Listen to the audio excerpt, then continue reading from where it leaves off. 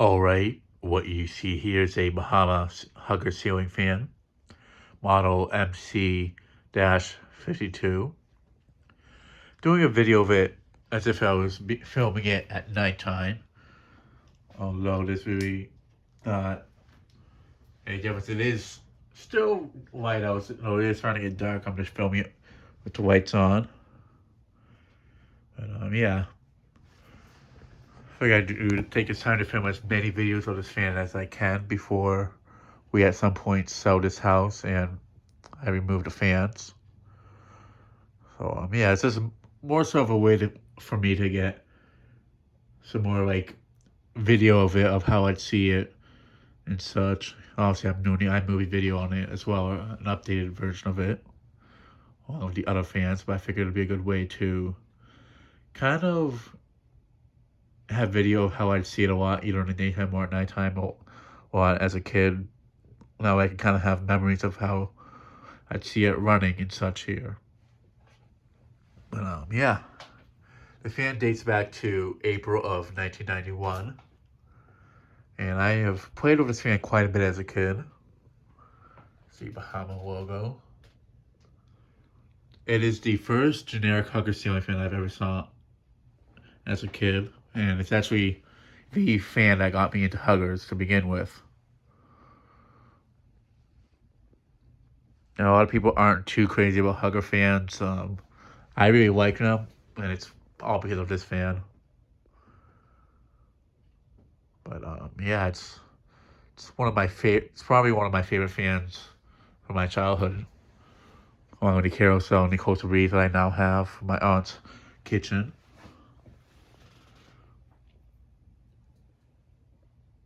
But yeah, there's this deer ornament on it.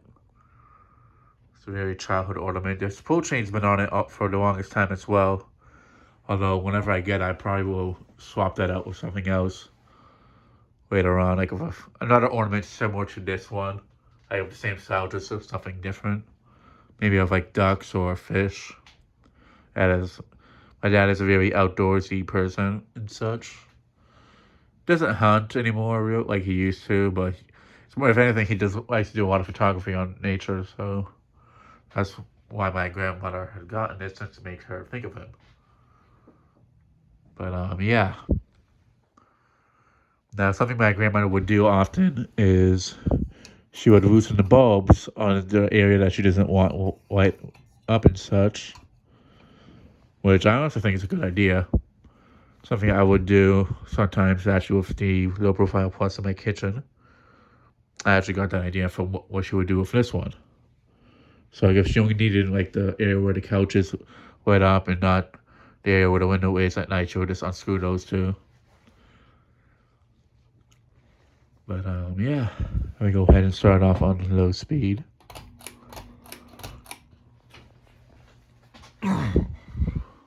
I do wish that the other two fans are still installed, the Aloha Breeze and the mainstays, although the mainstays were replaced back in 2013. Well, not the mainstays, the home trends, but same thing. Just I can do a video of it at night and an iMovie video of it installed here. Although with the Aloha Breeze, technically I could reinstall that one in the kitchen, but I don't think it's worth reinstalling it just to do a video of it in the kitchen. As it's more so this one that's the biggest childhood fan out of three of those ones. I mean, I could, but it's just I don't think it's worth it in the long run. I have it, and that's really all that matters. Oh, this is the one that's the most sentimental one out of three. Plus, I got quite a good amount of videos of the Aloha Breeze in the kitchen, too. Would I have loved to have gotten an iMovie video of it installed there? Definitely. I mean, hey, who knows? I could actually do it, but probably not worth it.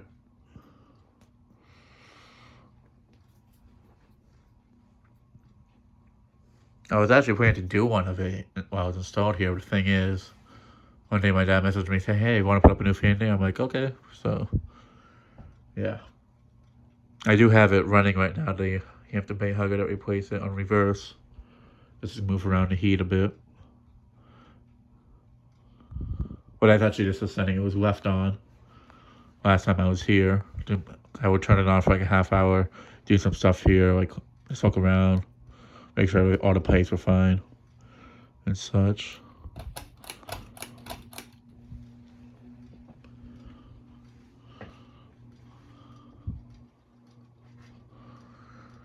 But yeah, I definitely am going to be getting all these fans that are installed. No, honestly, I'm more. This is the one I'm more focused on getting. The other three I'll definitely get only because, well, they're nothing really special. Same thing with this one. They are ceiling fans that I installed at my grandmother's house. So for that reason alone, it's literally the only reason why I'm going to be saving those ones as well. As they are sentimental for that reason. So like whenever my grandmother passes away, at least I'll have the exact fans that I put in my grandmother's house versus finding another version, like model of them and such, like another Clarkson or another Hampton Bay Hugger. It's more so the memories attached to those ones that I want to get them for, not so much the fan themselves. So this one's definitely for both reasons. Which I definitely had made very clear to her when she was living here still. I was just living with my dad now due to the fact that she can't live by herself no more. Due to her memory going pretty badly. Even to the point where I got her on video saying that, oh, I can have this fan in case she forgot. But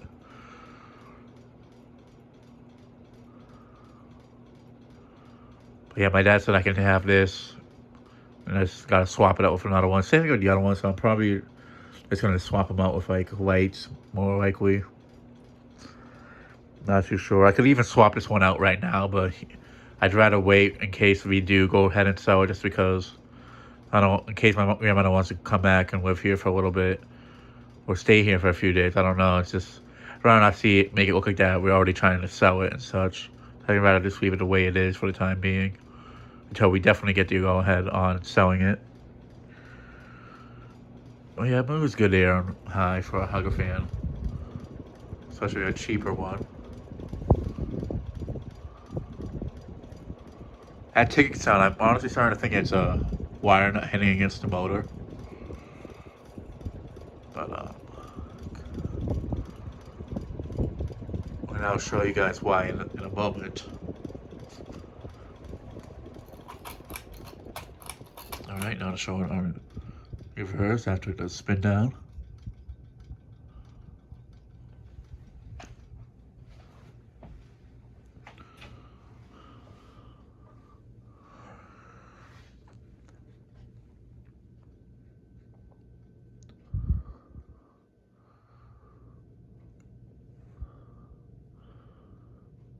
The other reason is the bedroom fan, that was the first ceiling fan, the Hampton Bay Clarkson and antique brass, that was the first ceiling fan I had installed in general with me and, obviously with my dad's help, but just in general, that was the first fan I ever put up. So it is sentimental for that reason. The white Clarkson, that was originally going to be a fan we were going to put in the kitchen at the old apartment. You guys might remember that one from many years ago at the old apartment. And the Hampton Bay Hugger, well, it's technically the Home Depot, the unbranded Home Depot Hugger. That was also a fan that was supposed to be a surprise for my grandmother, so it's sentimental for that reason too. Even though that was only 2 years ago, it's just the memory to it has it's an important memory for me, so it's something I always will treasure and such for years to come. So, but it's barely even been used, so I could always use it for something down the road. Yeah. Now to show it in reverse. The reason why I'm thinking it's the wire nut that's hitting it is because the ticking sound it makes on reverse is a bit different versus when you have it going down on downdraft.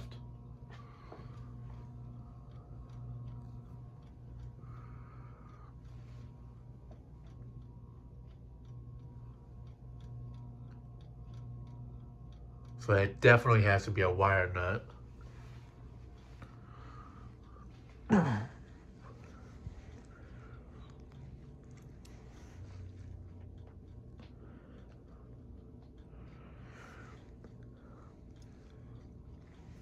thing though about having a newer phone is that I'll be able to do videos on all the fans without running out of space and having to come back multiple times. I can come out by like a few times and just do a video of one fan.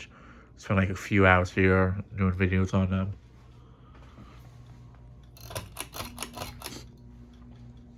I already have videos of the other fans, and I'd rather just do like updated ones of them. So it'll probably be the last time I film them, and then I'll just take them down at some point in the future. But I figured this would be a good way to sort of film them ahead of time before any of that actually happens.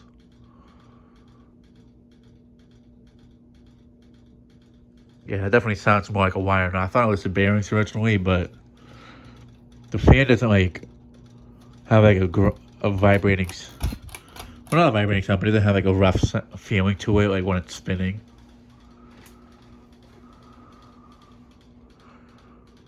Plus, there's some times I notice it doesn't make the sound, so it's probably like if the wire nut's in the way or not. Like maybe if like a spider or something moves in the way of it.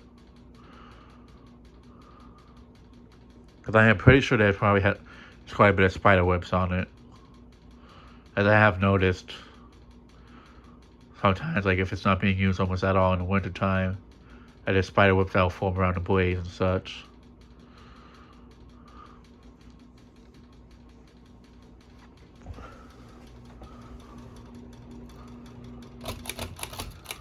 Alright, and that'll be it for this video.